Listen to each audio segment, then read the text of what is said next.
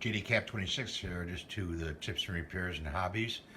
And yeah, we're looking at a curtain here. This curtain is a storage place. I put the curtain up, but we use it for our cat litter box. So they just go behind the curtain and do their business. But that's not what I want to show you. So stay tuned. What I want to show you is this cat litter scoop.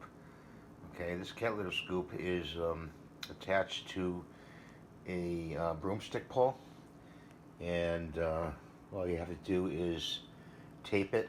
Let me get a close-up of this. Hang on.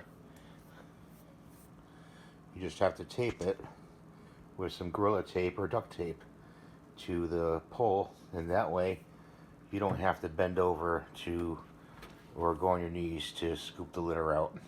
And this is one of those new ones, which really the cat litter falls right through. Okay, and it's easy to clean. So I highly recommend doing this to save your knees, because my knees are pretty well shot. And I hope you stay tuned, watch my other videos, and please rate, subscribe, and ring the notification bell.